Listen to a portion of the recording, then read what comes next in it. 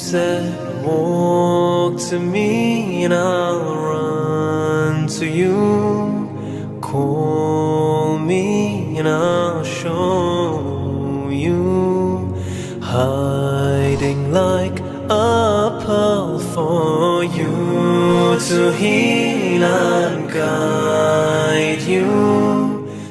الرحمن الرحيم الحمد لله رب العالمين والصلاة والسلام على رسول الله وعلى آله وصحبه أجمعين أما بعد فأعوذ بالله من الشيطان الرجيم بسم الله الرحمن الرحيم وقولوا للناس حسنا وقال سبحانه وتعالى وعاشروهن بالمعروف صدق الله العظيم اللهم صل وسلم وبارك على سيدنا محمد وعلى آله وأصحابه السلام عليكم ورحمة الله وبركاته والسلام علينا وعلى عباد الله الصالحين.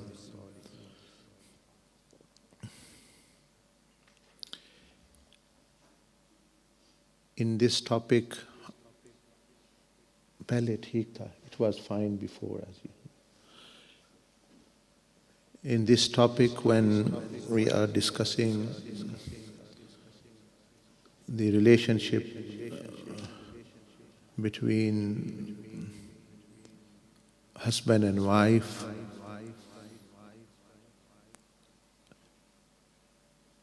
see the intelligence and wisdom, as they say, of the person is the person who controls himself and then is able to even control the emotions, feelings of others. That is called emotionally intelligent person.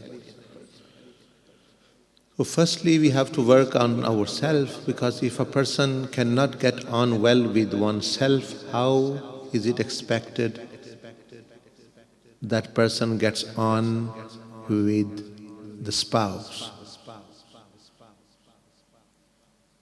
And in addition to the spouse, then to other people. So if a person themselves is depressed, or you may say moody, or their personality is not sound, so obviously they can't give. They can only give what they have. If they don't have peace, if they don't have joy inside them, they cannot give it because they don't have it. So they cannot be expected to give. How will they be with their spouse peaceful, joyful, when they themselves are not joyful? When they themselves, they are not getting on with themselves.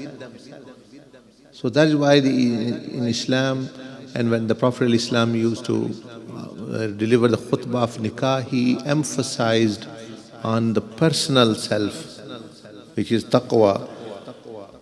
The personal, if that person is at least good with himself or herself, then it can be expected to be good with others. And if they themselves are broken, they cannot pass on, actually you may say, strength or peace or joy or happiness or soundness, integrity, dignity, when they themselves do not have that. So firstly, one is to focus on oneself, that's what one should do, how the personality should be. And then one can work on the other person as well, or interact with the other person. Sometimes you don't have to work with the other person, you have to interact with them. You are not their teacher, you're going to purify them, and you have to deal with them as they are. So you should have those qualities. In order to make your life easier, meaning yourself by yourself, the wise people say that to make your life easier, you should at least do 6 things. One is that when you are alone, do not let negative talk, negative self-talk, negative thoughts or bad thoughts or intentional bad thoughts accompany you, because that's your company. They are grooming you. Your thoughts are grooming you. It's like another person who is taming you. So if it is like you have clean water and you are taking a bath, the dirt will go, you will wash. But if you have filthy water and you are taking bath, the dirt will grow. So when you are alone, if you want easy life, if you want joyful life, happy life, like someone you say to you, if you want to stay clean, then when you go into toilet, then clean yourself. When you go into the bathroom, clean yourself. When you go in the shower, take shower, cleanse yourself with clean water, with clean detergents, not with filth. Thoughts are like water as well. It's like a waterfall flowing over you. Waterfall is, if it is, you may say, filthy water, dirty water, it will also make you dirty. And if the waterfall is refreshing, waterfall is clean water, spring water. So thoughts are like an inner waterfall that actually always, it is going through all your body, combing through all your body. Because every thought affects all the body. So it's like a wave of goodness or a wave of evilness or negativity. You are grooming, meaning training yourself. You are training yourself to be that. So, first thing you should make, because person think we go in our seclusion when we are alone or whatever, we think it doesn't matter whatever we think. When you are harming yourself, you are giving yourself bad company. There you need to be much more alert there. Because now one is what Shaytan is doing, and if you are helping him, he's already doing, sending messages, whispers. It's a different way, different methods he has to, because your mind is the medium. So Allah uses that, angels use that to pass on message to you, your inner self and heart. And Shaitan also uses. So it's no surprise the screen is same. You have one screen, let's say this screen, one screen, you can put channel 1, channel 2, channel 3, a channel which shows you Makkah Sharif, Medina, a channel which showing you natural scene, a channel which show you films, a channel which show you drama, a channel which show you, meaning the same screen is not going to change. So the problem is not with the screen, the problem is where it's coming from, which channel it is playing. So the problem is not with the mind as such. So someone might say, oh, I am getting bad thoughts. Well, that's your screen you are getting, but what is the source? Can't be any good thing. So Shaitan. So one should change the channel. Oh, I am hearing voices. This Shaitan have several things. One is called thoughts. He can send thoughts without any voice, in you. So you just get thoughts and do this, do that, or this shouldn't be done, etc., etc., etc. You can't even separate that from yourself. You think yourself are thinking. Second is he sends a message in the form of whisper. That's why it's called whisper. That person who is sent to, he hears this voice in his head. So like there's some people like, oh, I hear voices. Well, it's no surprise. It's not any new thing. It's happening to you only. He whispers. That's why it's called whisper. You see, whispers of Shaitan. Whisper means if someone is whispering in your ear, you can hear, I can't. So whispering of Shaitan means other people can't hear, but this person says, do this, go here, do this, you are that, etc., etc. That's also Shaitan. Some people think it's mental. Well, mental illness, it is mental illness actually. What can be more mental illness when Shaitan is actually playing with the mind? The mind is going to become ill. But where it's coming from, obviously it's coming from somewhere. So that is another way. So third way is he also makes you see. He makes you hear. You might see something. You might see a person, he might be very good. Your wife is looking good. Your husband is looking good. But he can make them look evil to you, may look bad to you, look not beautiful to you. That kind of, so this is an imposed projection. It's a false projection. Like we can, on this wall, we can project anything. So that is why Allah subhanahu wa ta'ala said in the Quran, وَزُيِّنَ لَهُمُ الشَّيْطَانِ Shaitan beautifies even bad things and he de-beautifies, meaning he paints an ugly picture of the good things. So that is why many husband and wife, due to this, sometimes they do not find attraction in each other because they are influenced by Shaitan. So every other woman looks very beautiful to them. They find attraction and they don't find attraction because they are under the influence of Shaitan. It's not influence meaning that they are not protecting them by prophetic azkars. They are indulging in wrong things.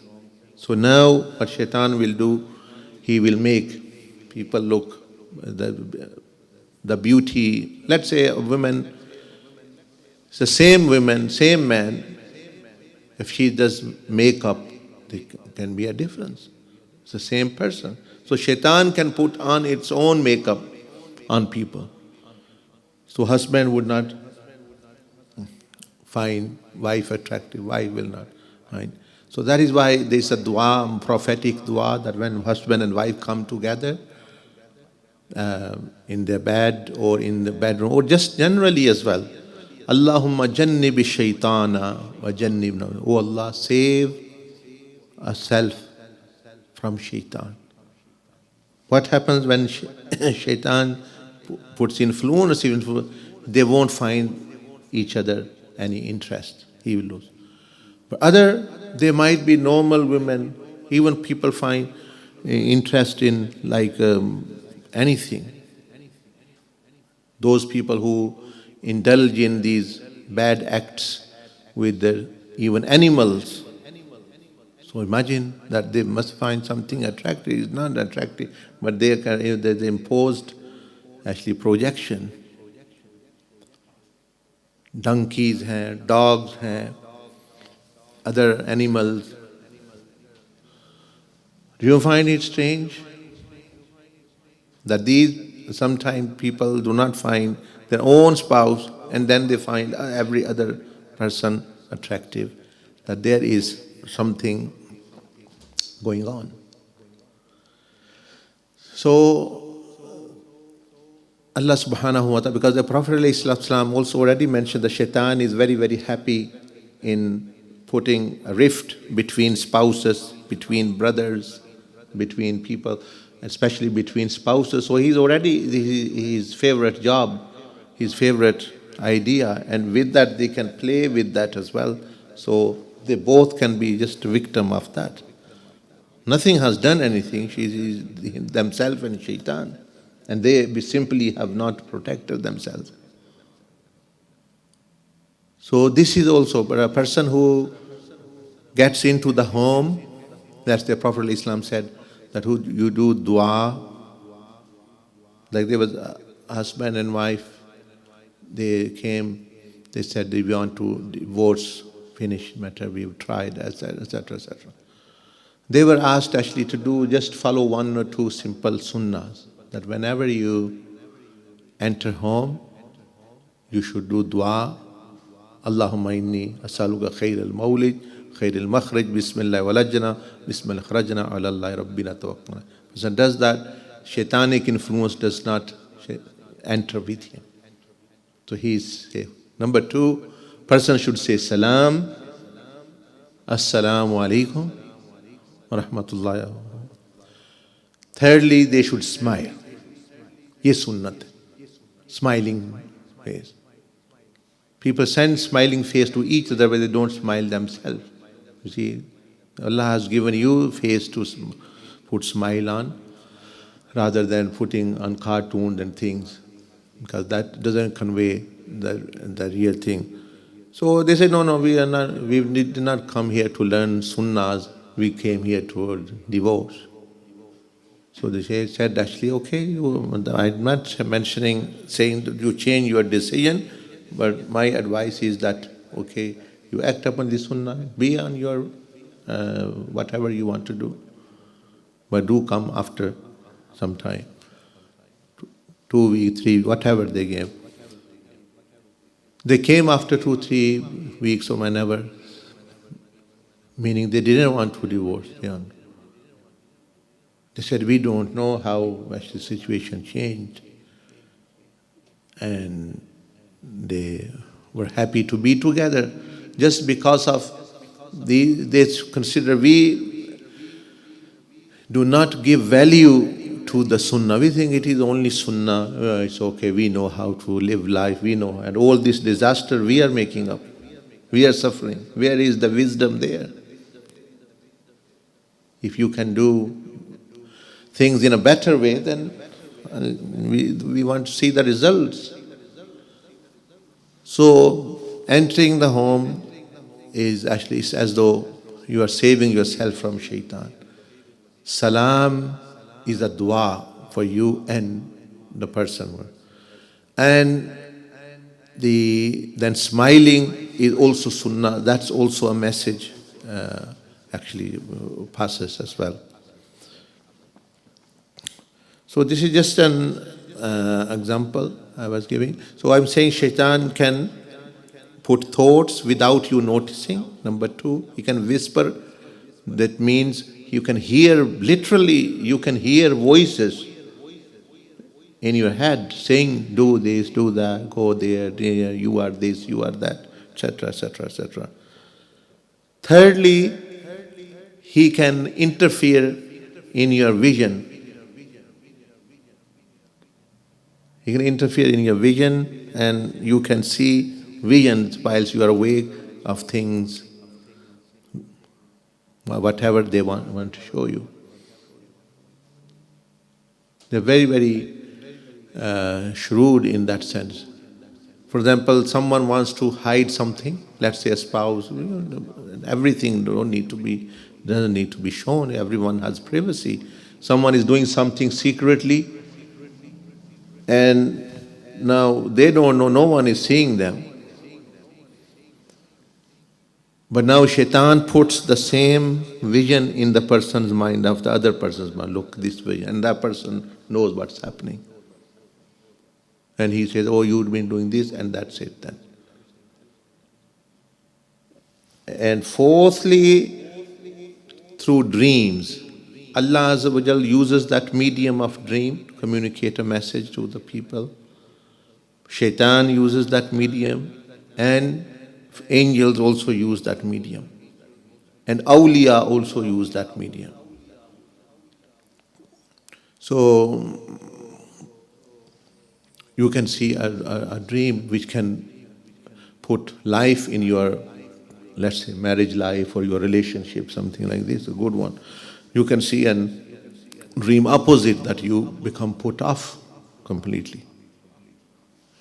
So it's very, very important to recognize these things. Similarly, these things also from angels and Allah subhanahu wa ta'ala, you can have good thoughts through angels, you can hear in your mind, you can see vision, state of wakefulness in the dream, that you can have a good dream. It's the screen is the same, it can be used by many, many other sources.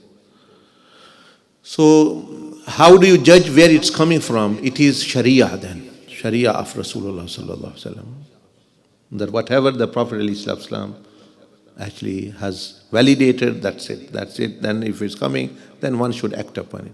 If not, one should disregard. If one is confused, one should ask person of knowledge, experts, people who specialize in that, so they can advise as well.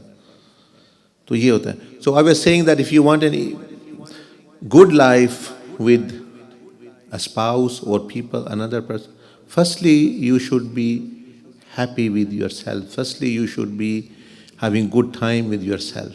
Firstly you should be having that person, what you want, how the relationship you want. If you cannot get on with yourself, how can you get on with the other person? Simple as that. You see, some people, oh, that person is not happy with me. Some people are not happy with themselves. Doesn't matter, they are not happy with you. Some people come to this extent. So like yesterday I was saying that why do people do not like to be alone? Because they don't like their company. They don't like their own company. Those people who will never want to be alone, after 10 minutes they become frustrated. After 15 minutes they become constricted, or they want to go on the phone or something, etc. They can't spend time with themselves. So if you yourself cannot spend time with yourself, what to say about the person, a spouse who has to spend hours with you, or your friends who have to spend hours? How will they feel comfortable when you don't feel comfortable with yourself? So firstly, a part of getting this relationship better is to also get yourself, to love yourself and be yourself, and in a way, joy, peace, these things you want in relationship, firstly you should have. If I have money in my pocket, I can give money. If I don't have, I can't. Whatever I have, I can give. So firstly, you need those treasures, firstly, to share with the spouse or others. And if you don't have, then you are going to only give negativity, and that will be a disaster. So first thing, if you want to build your personality in relation to this, is that when you are alone, stop negative talk, stop negative thoughts and thinking, because otherwise you are harming yourself actually for negativity. And that negativity is going to affect others as well, and yourself as well. All these people who harm themselves, commit suicide or whatever, it is when they're alone, they are not thinking well, they're thinking good. They are thinking negative, because they have no control over. Although if they want, they can. They have certain level of control. So first is that when you're alone, be alert. So best thing is to be the thought of Allah subhanahu wa ta'ala, the thought of Rasulullah, thought of pious, doing something constructive, thinking something good, benefiting others, benefiting yourself, but no evil thoughts by oneself, towards oneself or others. That will harm you, that will harm your relationship, it will wound you. Number two, when you are with the spouse or with another friend, people, if you want to stay intact, your personality should be intact, always control your tongue. Always be vigilant over the tongue, more than anything else in the tongue. Most fitnas in the world appear because of this. Because certain things people have said. Talaq, nikah, kufr, Islam, it is because of this. So it's very, very lethal and powerful. It's a double-edged sword. It can benefit you and it can harm you. So alone, keep your mind intact, meaning positive. When you're with people, stay mostly silent. Speak only when you think, I am going to say something which is better than silence. You see, that is the rule. That is a basic principle, that when if you don't know what to speak, it doesn't matter. But just think, is what I am going to say better than some silence? Or is it that when I will say to other people that this person was better, he was silent? Is it better we didn't involve him? Or a person themselves speaks, thought things, it's better I didn't. So once you are alone, your thoughts, your mindset, positive, all things I have mentioned you can do, constructive, worldly, otherwise. When you are with the spouse, don't think, though you see your husband and you're free with them and it's my wife, if I can say anything. Because always people say, oh, this was disaster, the spouses separated, the spouses harmed each other or killed each other or whatever, divorce happened. But what was? They say it was small. Always, mostly it is small matters. Big matters only happen seldom, like once a year, few times a year. It's mostly the little matters, the little things which actually make or break the relationship, which everything. So that is why those people are said of the highest morals and character who care for little things. Small things actually, they are the best people in moral. Big things happen sometime. You see, even palace is built with bricks. And if you want to see the quality, if you take one brick, if it's not, then the palace cannot be of good quality. So this is what many people are mistaken by. They sometimes they're misunderstanding. Oh, it is my husband. Oh, it is my friend. Speak freely, whatever you want to say. And then they are in another mindset. They understand something else, or they react badly. Or there is the small things which actually happen. Always, most of the disasters happen over small things. So beware and be careful of small things, small little actions can actually irritate people. Big thing. What is, as I say, what is the highest character? Highest character is that person cares about the little things. A morally mature person will care about small, little things. Those people who say, oh, we don't care now about small things, we are big. No, they are small actually. These people are small. They will actually. So, like bricks make a big palace, similarly human character is built with little actions, positive actions, little actions of care, little actions of love, small actions of care and love and good one. So those small actions build a human character, big human character, palace. But palace will be with the whole. So ये दो चीजें हो गई. Third one,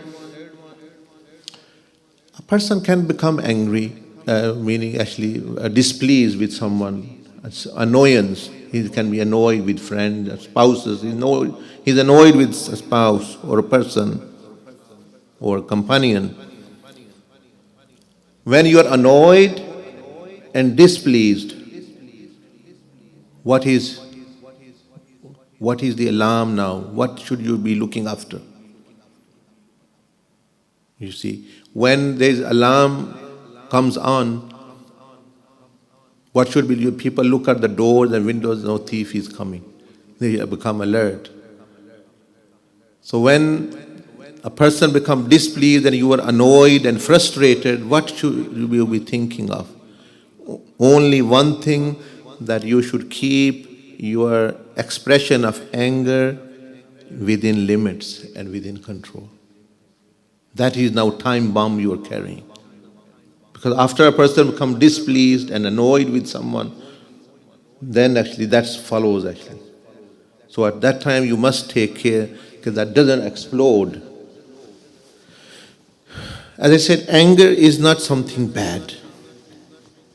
Because a person who does not become angry, he cannot be a good person at all. He will not be a good person in the sense that he cannot, जिसको हम कहते हैं गैरत, ठीक है ना, गैरत भी गुस्सा हो तो गैरत आती है. Anger is an energy, is an emotion which can be used positively, but because most people use it badly, that's why it has a bad name. Otherwise, anger is not bad. It's an energy used in a positive manner.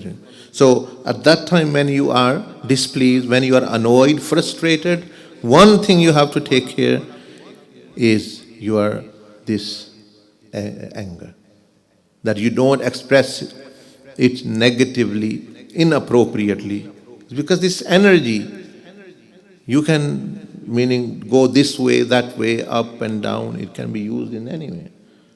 So you make sure it doesn't harm you and others. Fourth thing, when you are in public and with the family, let's say you and your wife, you or your husband are sitting in the family, or they are in the public on the road, or they are on holiday, or they are Umrah, or wherever they are.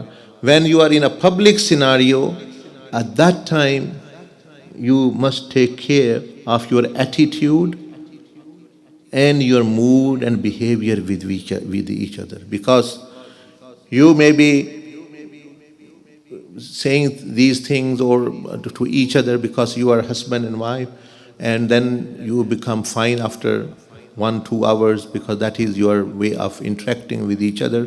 But other people do not understand. So once you do something in public, that actually has a lasting mark actually in the minds of other people as well, and the image and the view which you have given. So, like Sayidna Umar bin Khattab radiallahu ta'ala anhu once was passing by and he saw a boy and a girl, man and women, talking and laughing with each other, and he came and he admonished them. He said, "What you are doing this in the street, in the public?" They said, "We are husband and wife." Well, he said, if you are husband and wife, how do other people know you are husband and wife?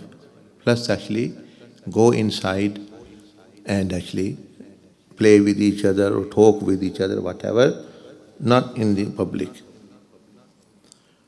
So mostly now if you see people holding hands of each other and going, they are not actually, you may say, display of moral integrity in Islam. Although you might be husband and wife.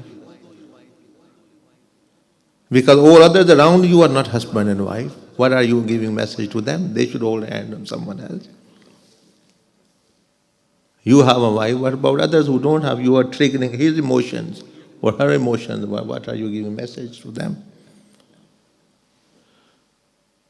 And mostly those display all this extraordinary affection, holding hands, and then mostly privately they have a bad relation. And outwardly now they are expressing to show people that, for example, something they have.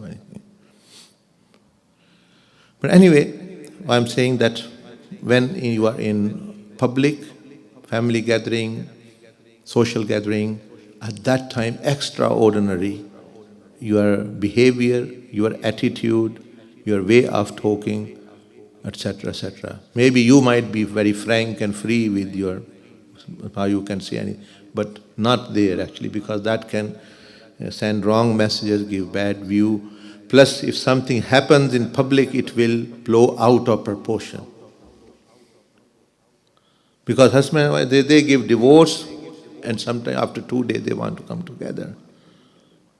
So now they have gone out of proportion there, and they are happy in the night times, sleeping together.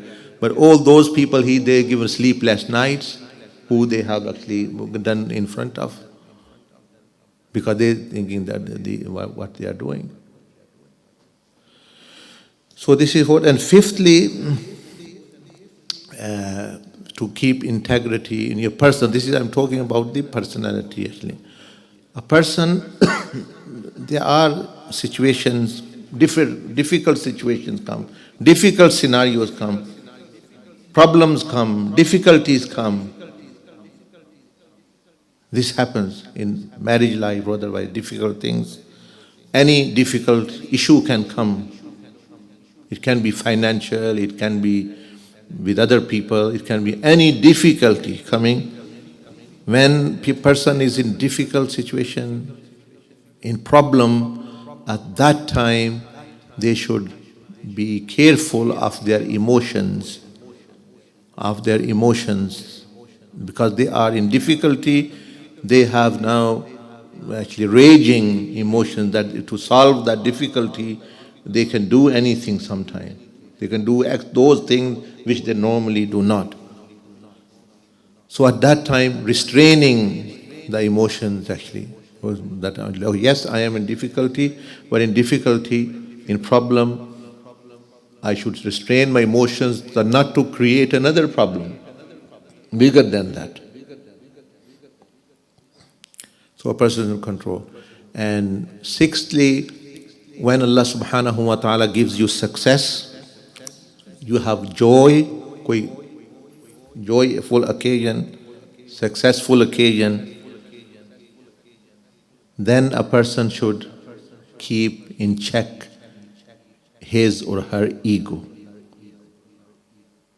because that inflates at that time, sometime. And when it inflates, it pops as well, bursts as well. So this is also danger, that when people are very happy, Allah Azza wa Jal blesses you with some money, something, some extra. Some people cannot contain that. They cannot control their ego. They will do something which will just actually neutralize the effect of their success, or rather actually they will harm the environment or anything.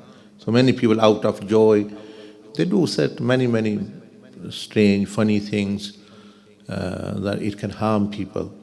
So at that time, a person should be humble and shukr. Shukr should be practiced. Shukr means I was not deserving, I have something which I was not deserving from Allah subhanahu wa ta'ala. So that should make a person humble, that I wasn't deserving and I got. And if you think I am deserving, then arrogance, then you can. That's happened with Shaytan. Allah Azza wa Jal gave him such high status.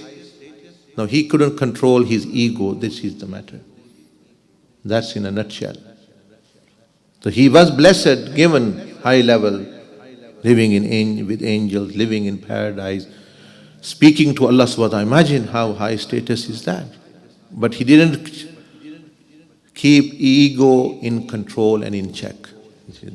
And that inflated too much. Ana jisko kehte, ana, I, etc. So this actually, because after all, remember, people, you don't come into a marriage to control the other. These people have idea, though I am the master, or she says I am the mistress, each husband should follow me, do whatever I say. The husband thinks she must do whatever I say, totally like slave. It's not slavery, it's not actually control. You are in there to be tested. In test, actually, sometimes you will be followed, sometimes you will not be followed. Sometimes things will happen as you want, sometimes they will not act. So those who go with this mindset, that's why they say, oh, how dare my husband didn't listen to me, how dare my wife did not listen to me, she did not do whatever I say. Totally, you are not divine, actually, the deity or anything that people should. After all, they are people. So we sometimes miss the actual purpose, why we don't see the bigger picture. because actually we are focusing on very small thing, small relationship. Whilst if you go out, zoom out of your marriage, you are also a son of someone, your family member. If you zoom out of that, you are member of extended big family. If you zoom out of that, you are member of a community, member of a city, dweller of a city, dweller of a country. You are also, if you zoom out, a Muslim who actually is a worshipper of Allah. If you zoom out, you are also ummati of the Prophet ﷺ. You have responsibility of the ummah. If you zoom more out from this dunya, you see barzakh. And you zoom out of barzakh, you see day of judgment. And you even zoom out further, you see the never-ending heavenly kingdoms and paradises. So one is to view things from that vision, and then you come down to actually very nitty-gritty, little bit. So that's why the wise say the people who are to fight big world wars and battles with superpowers, they don't get engaged fighting in their street, in street fights with other people living by them actually. They don't engage in small fights because they have big battles in front of them. And those who have, for example, are here, they can never fight the bigger battles. They actually are engaged here. So that's why awliya Allah, they don't engage with the creation. They are engaged in battle with Shaytan and with evil, and they just actually ignore and overlook things. It's very easy for them to overlook because they have bigger picture like an eagle. I give example normally, eagle. With eagle's eye, you see things very small. With an ant's eye, ant creeping on the earth, even small pebble looks like a big mountain. And to the eagle, even big mountains look like. So our situation is this: husband and wife, they think this is the end of the world, this is the beginning of the world, and this is the whole of the world, and if I am not successful, that's the end of the world, or either me or you. It's like a world war. There's 1-2 person existing on the face of the earth, and now only one can win.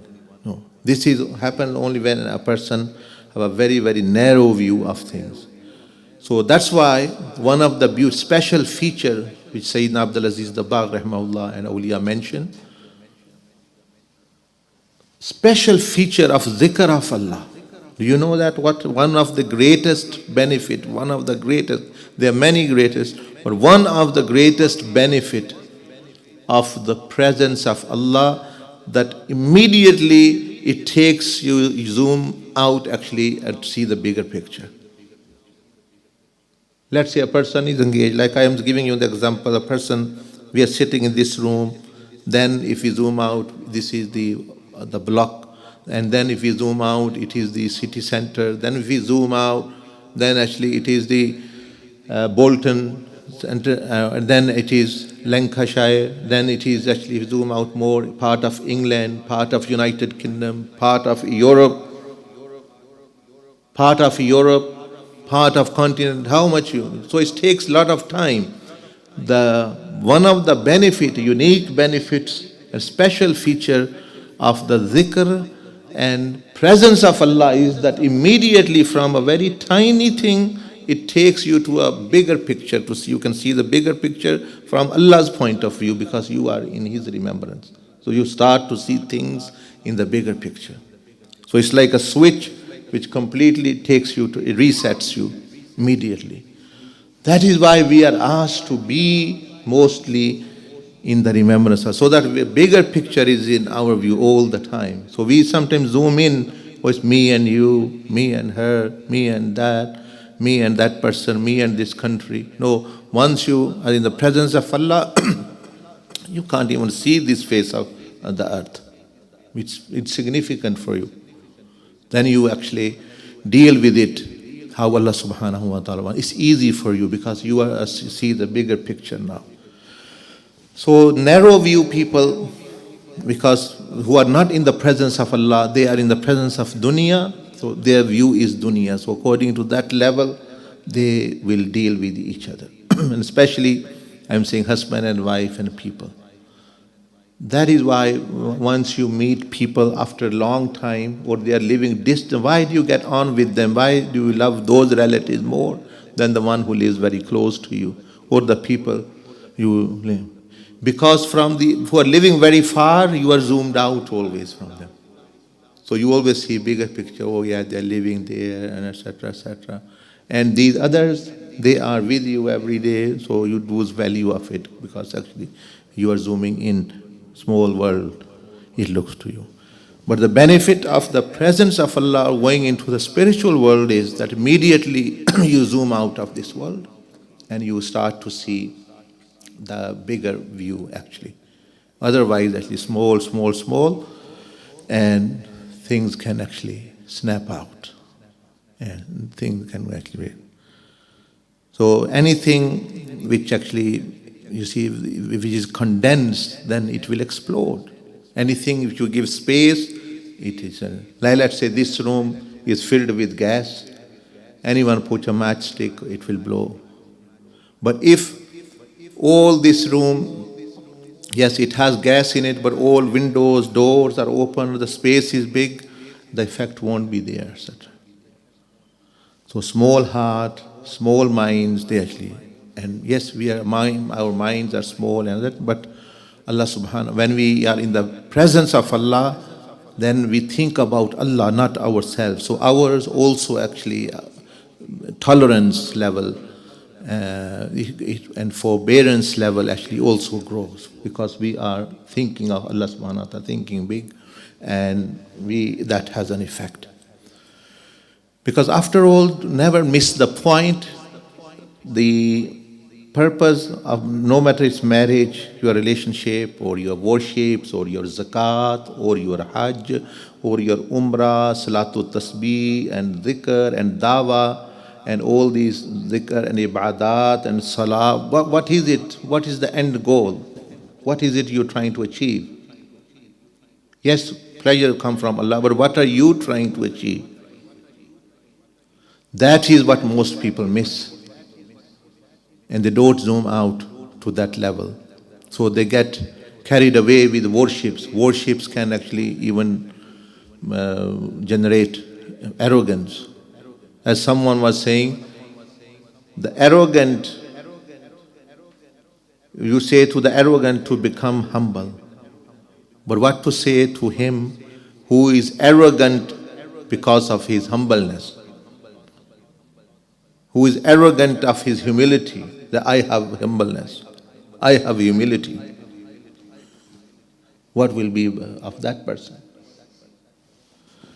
यानी जो आजिज़ी से भी जो है वो तकब्बर करे, आजिज़ी है, मैं आजिज़ हूँ, इसका भी तकब्बर होता है, आजिज़ी का भी तकब्बर। एक तो होता है तकब्बर, एक होती आजिज़ी, और एक आजिज़ी का तकब्बर कि मेरे पास आजिज़ी है, देखो मेरे पास कितनी बड़ी चीज़ है, आजिज़ी, तो उसके रिजल्ट तो वही होगा। So that's why it is said that truly humble person doesn't know he is humble. Because once you know you are humble, you start to become arrogant as well out of that humbleness. So this is. So what is the major point which we miss, as I say so often, when we get carried away by prayers or zakat or hajj or umrah, zikr, tazkiyah, and all this? What was the whole game? What was the whole purpose? What was the whole it about? What was the major thing? What was the major purpose? Major purpose, now I'm going to explain again. Very important point. The major purpose, that's look, Allah subhanahu wa ta'ala wa jalla wa ala. He is alone. And he doesn't have any partners. He doesn't have any wife. He doesn't have anything. He is alone with his sifat. So, all his sifat are good. He is just, he is, you may say, generous. He is, appreciates if someone does something. All of his sifat. Purpose of all worship, or us walking on the face of this earth, is supposed to be Khalifa, meaning representative. We are representative of what? Of Allah. But of what? How can we be representative of Allah when we are roaming around in flesh and blood? Allah is free from there. We should be the miniature reflections of the sifat of the attributes of Allah subhanahu wa ta'ala on the face of the earth. So let's say Allah Azza wa Jal is generous, so we also are emanating generosity from our actions, from our thoughts. Allah is haya and modest. We also are reflecting modesty whilst on the face of the earth. Allah Azza wa Jal is just. We also are just. Actually, Allah subhanahu wa ta'ala is gentle. We are reflecting that gentleness. And Allah Jalla Majduhu is giver, mu'ti.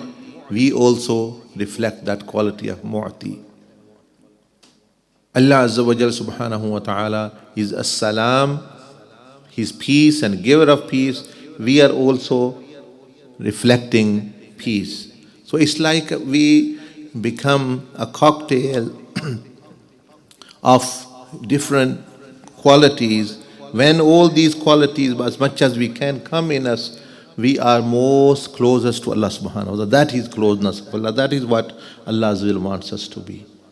All other things like prayer, zakat, zikr are means to achieve this. Ibadat and all these things are means used to, actually it's like, for example, a person who is working to make up a plate like this, so he will be using his chisel and other things and mud and everything, but after all the purpose is that the plate comes like this. It looks something like this. If it doesn't, then all these effort he said, I've been doing, but the plate has come out like this, triangle. Well, all your effort you've been doing, but that's not acceptable. We don't want to look at the effort, we want to look at the result. It should be like this. So many people that we are worshipping, we are very righteous, we are self-declared pious people, and we are very good, we are very spiritual, but they are not reflecting the sifat of Allah subhanahu wa ta'ala in people. They are not interacting with those qualities of Allah subhanahu wa ta'ala. So what have they achieved then out of prayer, out of fasting? They are reflecting the devilish qualities.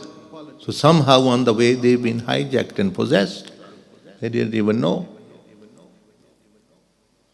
So very simple. You see, many times people ask this question again and again. How can I achieve closeness? How can I achieve? Well, to understand is very, very easy. To do it, you do a little bit of effort. That Allah Azza wa Jal subhanahu wa ta'ala doesn't have a body you can come close to Him. He has what? Sifat. He has attributes. He has khulq. Sifat of Allah. These 99 sifat of Allah. You copy, try to be as much as you can emulate according to the level of your creation. While they are uncreated, and sifat of Allah doesn't have any sharik in them as they are, but on our own level we reflect. And Rasulullah sallallahu alaihi wasallam was the one who reflected them most in their creation. So that's why Allah Azza wa Jalla made it easy for us that look, you can also reflect these, how Rasulullah sallallahu alaihi wasallam dealt with everything. And the matter is very, very easy. All zakat, tazkiyah, dhikr, salam, every other part of worship, the pillars are for this reason, that you are interacting. So that's why when Allah subhanahu wa ta'ala mentioned to the angels, وَإِذْ قَالَ رَبُّكَ لِلْمَلَائِكَةِ إِنِّي جَاعِلٌ فِي الْأَرْضِ خَلِيفَةً. I want to create a representative. Who is representing who? Who is representing Allah? How? By the qualities of Allah, by the sifat of Allah. Allah wants to see generosity. Allah wants to see mercy. Allah wants to see being kindness, gentleness, giving, care, appreciative, we are thankful, we are forgiving, oft forgiving. But this is the thing. That is what, this is for which reason the tazkiyah and the spiritual miraj, if you, any of you do it, it is for this reason, to absorb the light so that those sifat, lights of the sifat of Allah subhanahu wa ta'ala through Rasulullah sallallahu alaihi wasallam can actually materialize in you, and you also start to become the reflection of actually this.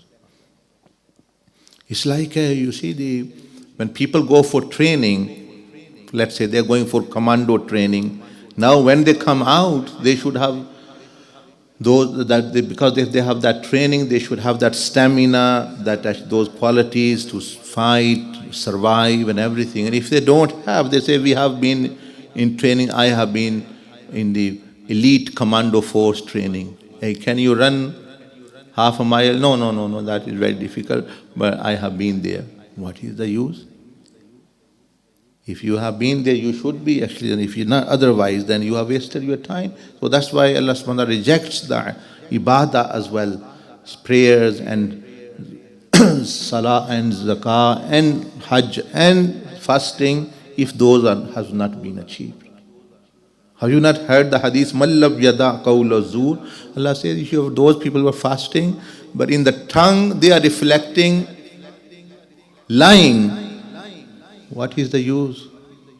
He says, I don't need for them to stop food when they are still reflecting shaitanic attributes from their tongue. وَالْعَمَلَ بِهِ, and their action is also shaitanic, reflecting shaitanic ideology. So now again I say that this concept should be it's a very, very important concept in your mind, that what actually you are supposed to do on the face. Many people don't know. Face of earth. Why you need to worship? Why do you worship? What are you trying to achieve? That's why we say the spiritual miraj is not the purpose. The physical tazkiyah is not the purpose. It is that when you possess and reflect the khulq, the akhlaq, the sifat of the Prophet al-Islam, which are the reflection of the sifat of Allah. So all those, when they come, not all, but some even they come, alhamdulillah, to that extent, Allah subhanahu wa ta'ala will love you and you will get closer and closer and closer. That's why you find awliya Allah subhanahu wa ta'ala, and that they reflect those things, try to reflect. The perfect ones are Anbiya alayhimus salam, who reflected and who manifested in them. Others also try. So in husband and wife relationship, the husband should be reflecting the attributes of Allah subhanahu wa ta'ala through dealing with his wife, of forgiveness, of care, of forgiving, of overlooking, of covering, and of all, and these things. Then they are passing tests because they are interacting through the attributes and the sifat of Allah. But once they say, oh, I want to know, I got rage, I got this, I'm going to show that person what is my way, etc., etc. Then it gets covered, then shaitanic and egoistic attributes come and the person gets lost and disaster follows. Disaster follows. So ye hai, so may Allah subhanahu wa ta'ala enable myself and yourself to actually reflect upon these things and to improve ourselves, and then inshallah we can likewise reflect the same goodness to our spouse, and then inshallah there will be betterment. Obviously this is just one part of it, but now as the discourses go along, we will get into problematic areas, that why arguments happen, how to close an argument, how to disagree, how to actually deal with people in anger, and how to deal with conflict resolution. All these problems and difficulties which come in marriage life, Sayyidina Abdul Aziz Dabbar rahmatullah alayhi, according to his advice and teachings, inshallah we are going to learn more. But this is very important because this will be the base for that. If the base is weak, then what is going to stand on it? So Jazakumullah ahsan al-jazaa. If there are anything you want more elaboration or any question you want to ask, please you may do so, mashallah. Subhanakallah.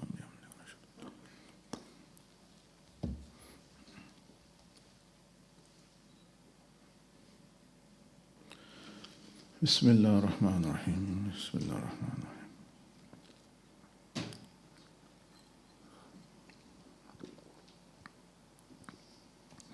Alhamdulillah.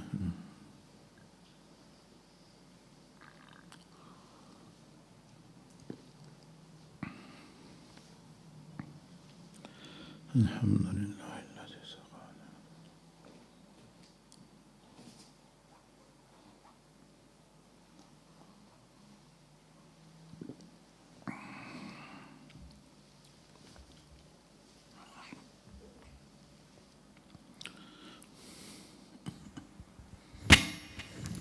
Yes, I have a question from a sister.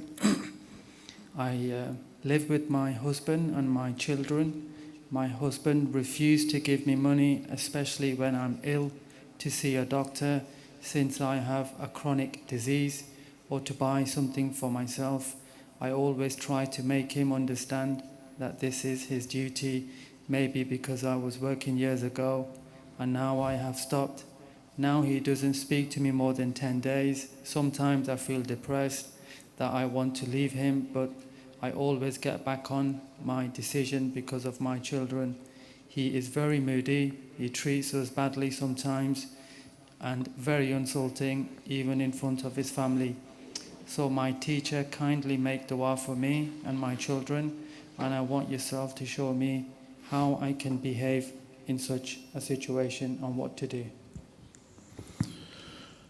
Right. Firstly, one should know that Islam, when we do nikah, we consult elderly people who have more experience and who have bigger picture in view, so that they can advise. That's why I mentioned the other day, that is the reason of why these love marriages have a failure rate of 90%. And other marriages which others have given advice and consultation, call it arranged or whatever. Not forced. Forced marriage is completely different. That is against Islam. Arranged is something good. Disarrangement is not good of anything. Anything which is disarranged is not good. Why do you want everything you want arranged, and marriage you want disarranged? That's why they fail 90% as well, because they are disarranged. Now, why they fail, in the sense I mentioned, the thing is that both parties, the wife-to-be, husband with a love marriage, they always show fake image and fake side of personality, or you may say pretending to be good and loving side to each other all the time. Because they are meeting outside in the restaurant, they are phoning here, they are away from each other, giving gifts, etc., etc. So it's a fake personality they've shown each other. And they've fallen in love with a fake one, something which does not exist. So once this marriage happens, then the cover of that fakefulness starts actually being removed. Now they tend to see the real. That person becomes angry as well. That person has a shouting problem. He has an anxiety problem. He actually snores at night or whatever. They see all kind of things, etc. They had a very fairy tale image. So now all their whatever they thought is shattered into pieces, the fake, and the real person comes, then they don't want to be with that person. They never wanted to be with him if they knew. So that's why they say goodbye. Only 10% exist because they sometimes actually, for other reasons, and sometimes people change as well, and they are genuine as well, etc., etc. And marriages which are done with istikhara, goodness from Allah subhanahu wa ta'ala, goodness from Prophet al-Islam. What is the goodness? How do you get goodness from the Prophet al-Islam? When he said that people marry because of money, family, social status, and beauty, he said the one who married because of a personality and deen and character, the real person, he will succeed. That definitely he will succeed because he's married a real person. So get goodness from the Prophet al-Islam like this. Marry the real person. Don't marry money. But that's what Prophet al-Islam is saying. If you marry money, you might have money, but the husband or wife will go away. If you marry status, the status still might be there, but the person will go away. If you marry beauty, the beauty might go away. And husband or wife might go, but the beauty remains. The beauty is there, but the beauty is roaming around with others. Then beauty is still there, but the personality is not there. The real personality which should be. So goodness from Allah subhanahu wa ta'ala, but through istikhara. Goodness from the Prophet of Islam, listening to his advice. Then elderly, wise people who have a bigger picture view, alhamdulillah, then they are most likely to be successful. They have the means. Still things can go wrong. I mean, there's no guarantee. Because why we can't give guarantee? Because we can't guarantee Shaytan. We can't give any guarantee for Shaytan. So sometimes people say to me, can you give guarantee for this? I say, I can, but I can't give guarantee for Shaytan. And he is not safe from Shaytan. So I have good opinion of him or her, but I don't have good opinion of Shaytan. Next time, day he is sitting with Shaytan, so what will my opinion do? So he is good person, but I can't give guarantee because Shaitan always comes here, there, and interferes with people. So one cannot guarantee two things, life and Shaitan. Now, death can come anytime, and Shaitan can influence people anytime. So these two things one cannot give guarantee. So this is, I was saying, that's how people get married. So your situation, the daughter, the sister is asking, now if you want to end it in some way, you are in problem, again adopt the same procedure.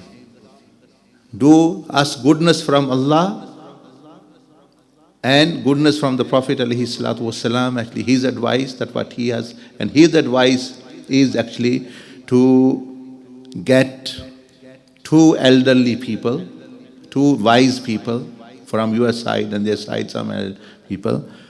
Let them actually also deal with this scenario and come up with a conclusion. And if they also come up with same conclusion, and you also have actually year after year, month after month, and the person say, then actually you can make a decision. Then you can make a decision to actually live or separate. So, but one should not, Prophet ﷺ advised, what is the prophetic advice regarding this? He ﷺ mentioned, Al-ujlatu min ash-shaytan. Hastiness, doing things in a fast way, quickly, is from Shaitan. So don't jump to conclusion, don't actually make a quick decision like after 1 week, 2 weeks we are going to, no. Let it, take your time and ask Allah Azza wa Jal, Prophet ﷺ, keep praying, elderly people, advice of wise people. And then, alhamdulillah, what decision you will make, you will not regret. Hopefully it will be best for yourself.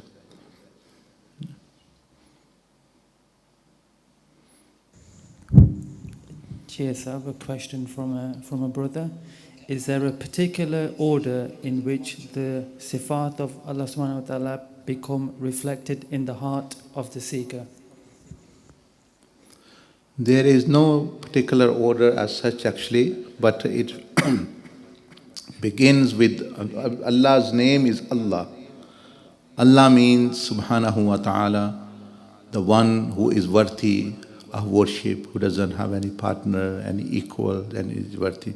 And Ilah is He, is Allah, the divine reality, So, yes, a person can begin with this one when he is the divine reality, and you can benefit from that divine reality through something called worship.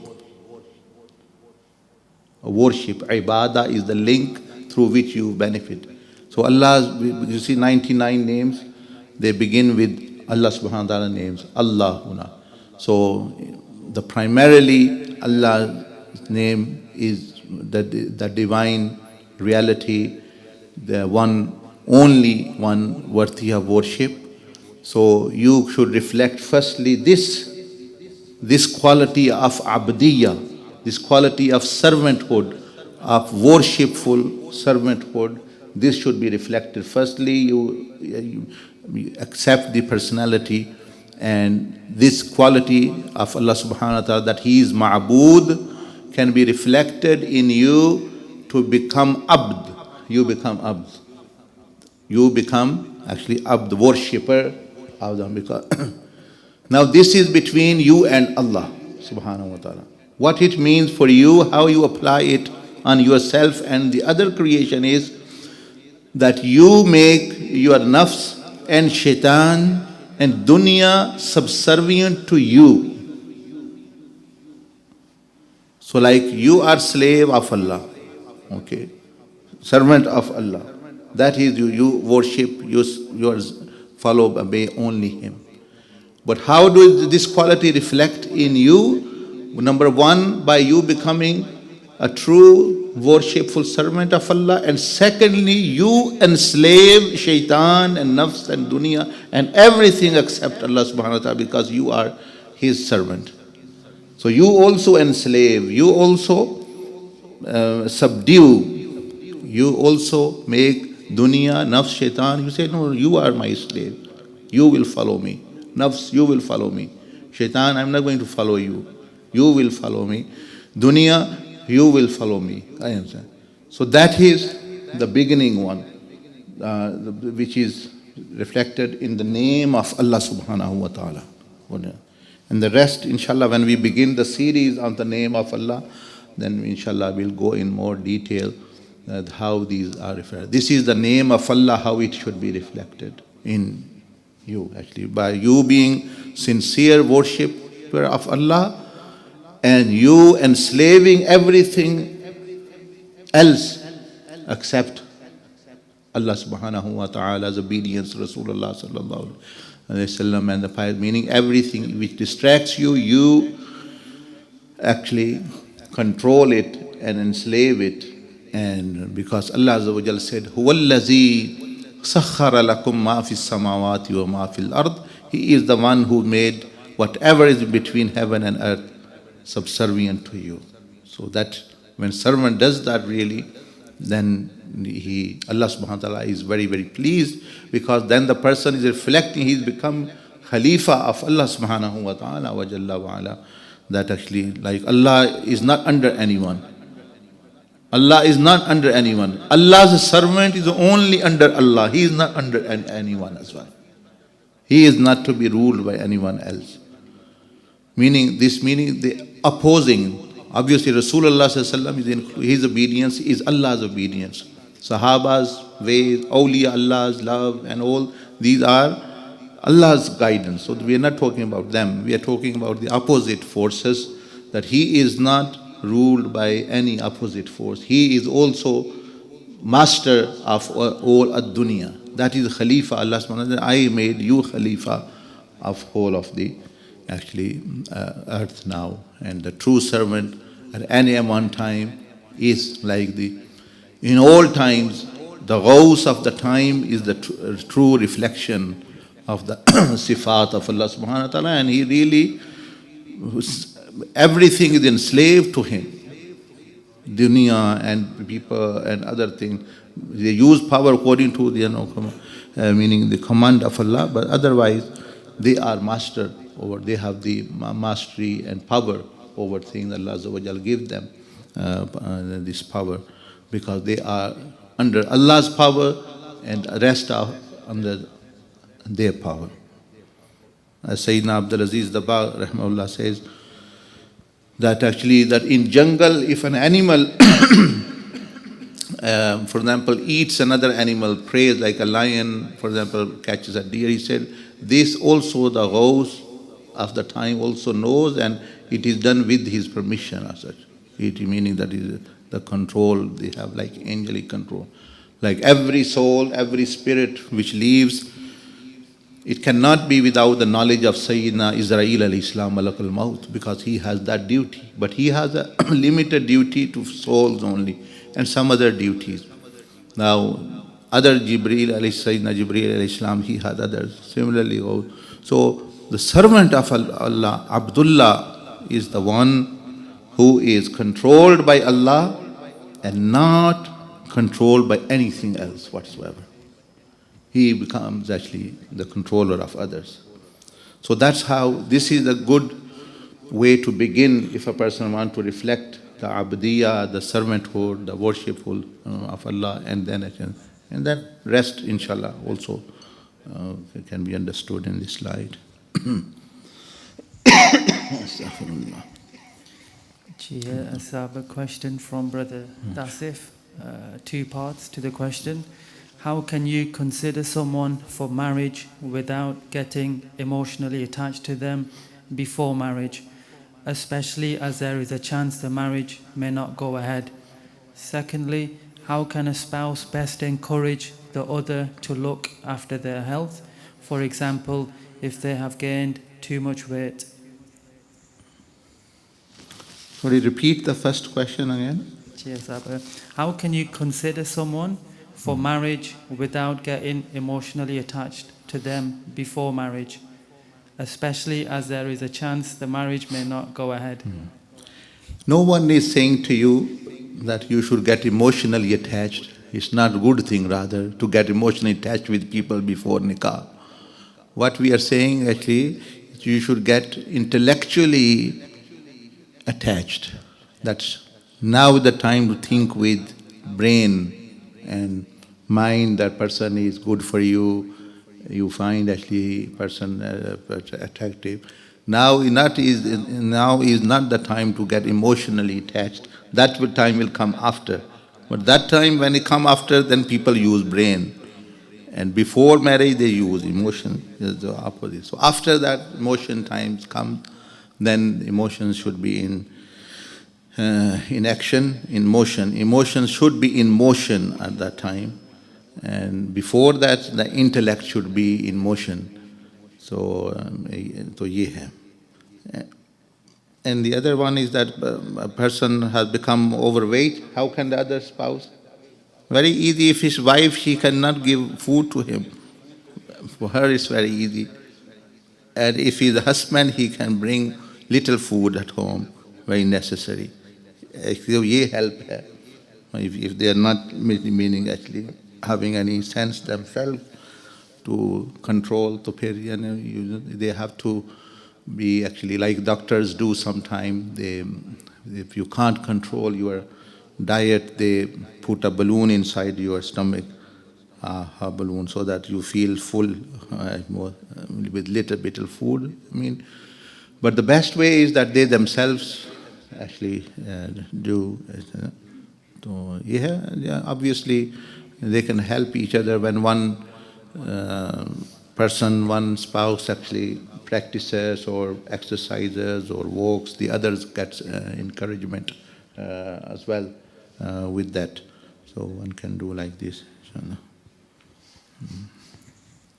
Yes, I have a question from Brother Shadat Hussain.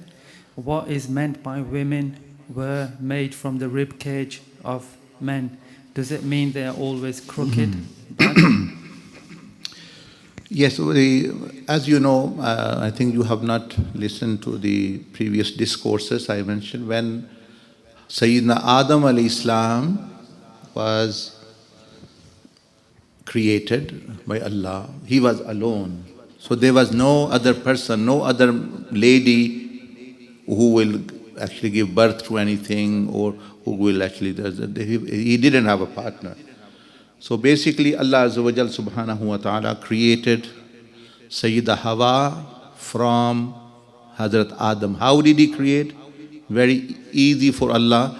If you look at now, how baby comes from the same near where the rib cage is, it's below the rib cage, the womb is little bit below the rib cage, that's the difference. The baby is made there, and actually goes through the fetus stages, different stages. So every day you see the hundreds of babies are born. From where? The stomach, with the womb, nothing strange.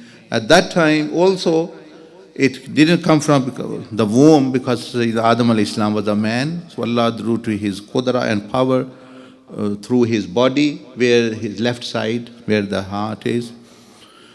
That place of the qudra of Allah subhanahu wa ta'ala, she was born. But that doesn't have nothing to do with crookedness or anything. It's like you're saying a baby who's come from the womb, because the womb is round, so the baby will be always round as well. This doesn't make sense. A place where it came from, the womb, the protection there. Similarly, rib cage is a protection. So it came there and was created from there. Rather, ulama have said other things. They said that like rib cage is protection for the heart. Similarly, the man is protection for the women. So man is like a rib cage, actually there. Secondly, it is closer to the heart, actually. Thirdly, which Rasulullah sallallahu alaihi wasallam mentioned, that women are created from the rib, meaning the beauty or the function of the rib can only be fully functional when it is in the shape which it is. If it was straight, you would have ribs coming out of here, left, right, actually, and you could not move or anything. Now, the roundness actually complements and comforts your here. So the women is a comfort, actually, for the man. But actually, what it is showing is that they have a different personality. They have a different personality. They are female and male. They have different way of understanding things. They have different way of looking at things. Imagine the person, both people are in the same room. One is standing in that corner, one is standing in this corner. So both are looking towards the same room, but they are seeing a different view. They have a different perspective. So they have a different perspective. So that's what it means, that they don't actually expect, nor the women should expect, I fully understand the man, nor the man should expect that I fully, because they are seeing from different views. It's like a person who is colorblind. He can't see red color. So he can't know that when he can't see red color, then don't expect him to see red color. You should. You can't say, oh, I can see, why don't you see? Well, that's what it means, he's colorblind. He can't see the red color. So once you understand that, then if you say, oh, get that red ball from there, you know they can't see. So there's no need to be angry because it's red color. So once one understands that they are different, then, and person always do this. When, you see, everyone understand babies are different. Children have different understanding. So everyone deals with them according to their level. They don't become angry on them. Whilst the adult or a mature person, if we'll do same things, we'll become angry and we'll discipline them or question them. But we won't question actually babies because they have a different way of looking. Similarly, men and women, they have actually a different perspective of life and everything, how they look.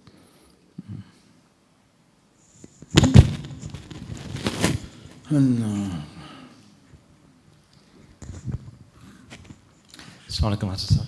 Wa alaikum assalam wa rahmatullah. My question is around, is there any, is the quality of humour reflected in any of Allah's sifat, and what role does humour play in fostering good relationships? Humor is something making other people happy, and Allah subhanahu wa ta'ala likes people. He likes pleasure in the sense He would like to be pleased when we say we are doing everything for the pleasure of Allah subhanahu wa ta'ala. So humor is done actually to please, to make people joyful. So Allah subhanahu wa ta'ala likes that. He has asked us to also actually do that. And His many, many sifat reflects that. His mercy reflects humor. When you are merciful with the, like a mother is merciful with the baby and the child, and Allah is extraordinarily merciful. And His name Al-Latif also is actually reflects humor. And His name Tawwab, that He is acceptor of repentance, that's also because a person knowing that this person will disobey or do this thing again, and to forgive him at that time. What is that? You can say that I know that you will also do this tomorrow, this wrong thing, but now you are asking, but knowingly I say you are. So Allah Jalla Majduhu at His level, many ways, and how it plays a role in human beings, yes, definitely. As I said, that it is requirement of Sharia, one of the purpose of Sharia to make people happy. Humor makes people happy. But as I said, that it should be something which makes people happy, not disgraced. Well, for example, if one person is disgraced and the others are happy, that type of humor Islam does not like.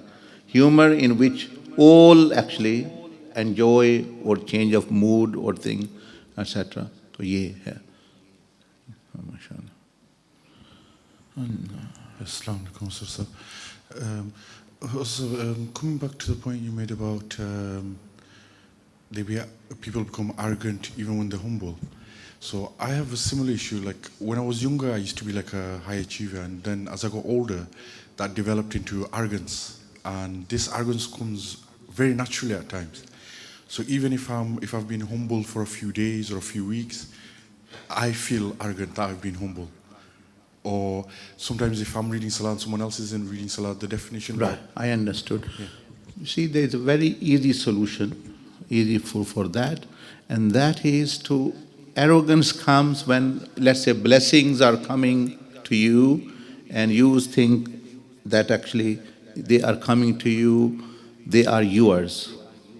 That's when arrogance, they stay there, so that's why they inflate your ego.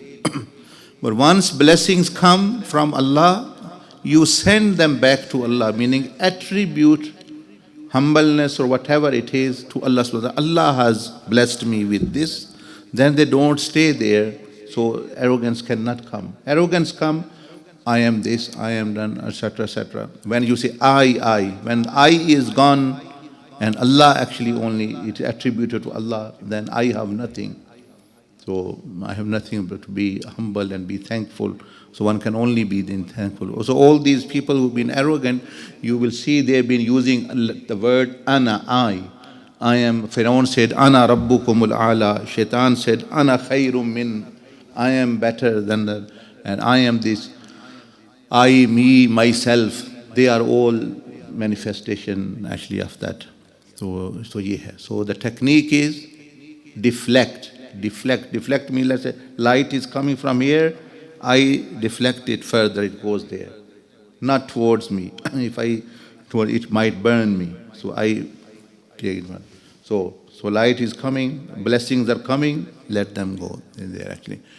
And one who is with the one's teacher, sheikh actually, follows their guidance, they also remain humble. They also remain humble because they also, the amal and the things which they say and give to them, especially when they can't understand, when they don't like. That is all the idea. If you could understand all medicine and prescriptions and commands, then you don't need a teacher or anything. It's only when your all understanding is above your understanding or even against your understanding, but you know this person is a well-wisher, what they think, then to follow, then a person benefits.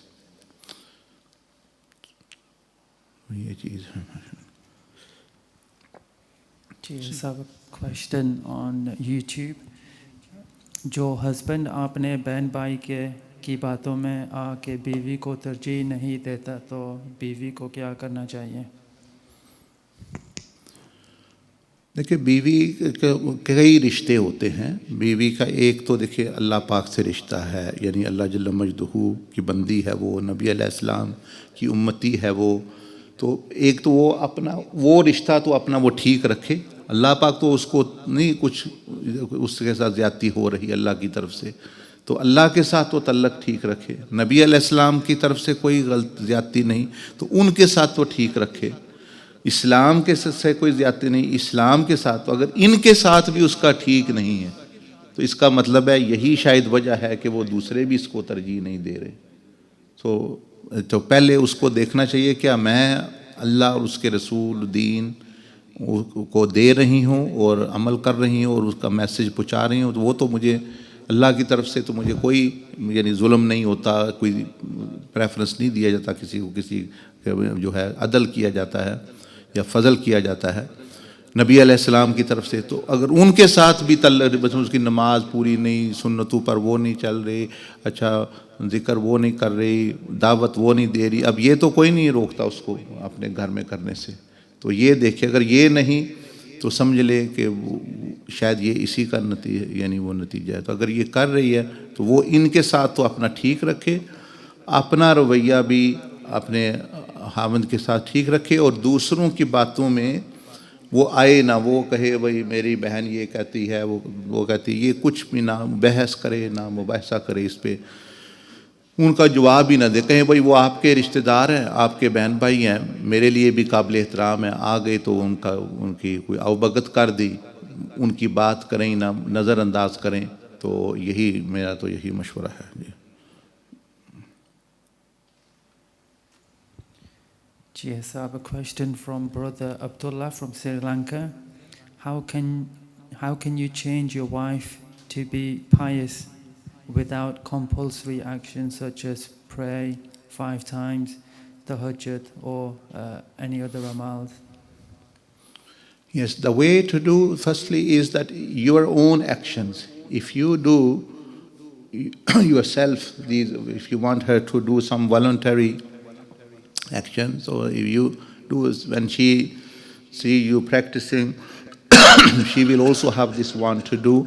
And secondly, in these voluntary acts, a person cannot force, a person cannot admonish, only with love and with care and with gentleness one can do. Like we find the example in the hadith of Rasulullah sallallahu alaihi wasallam, that he says that Allah subhanahu wa ta'ala is very, very pleased, become happy on that husband and wife that who gets up at the night, let's say tahajjud time, and the other is sleeping, and he or she wants the other to also benefit from this prayer, although it's not compulsory, and they to wake them up, the one sprinkles water over the other so that's a good way of actually waking someone up, or actually someone can say things in a, so in faraiz and other necessary things a person can strongly say. In others, they only with either by modeling, meaning by example, or by actually in gentle way, in encouragement way, and if they're not sinful at all. So a person should not and should not actually emphasize too much on that. Every person have their own nature. Yes, I have a question on Facebook from a sister.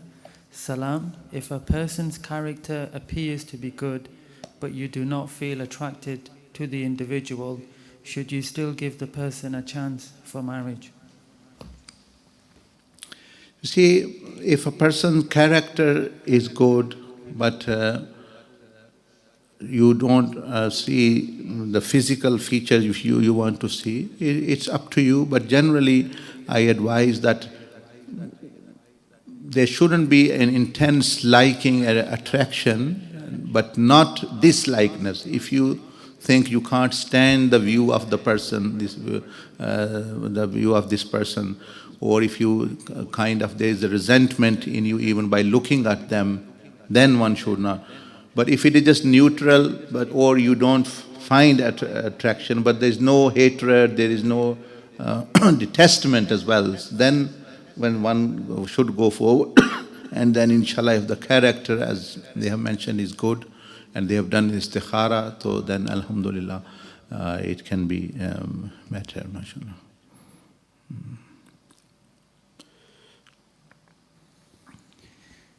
And ideal, they always say that a person should not look for idealistic view here in this dunya. This is dunya, this akhirah is there. And when a person checks the other person, always remember to have a mirror in one hand and the other person's picture in the other hand, so that both you can see. Normally what people get carried away is because they are only focusing on other people. Oh, how does he look, how does he look? And they never see, and if they keep one picture of theirs there, so they will soon find a good match.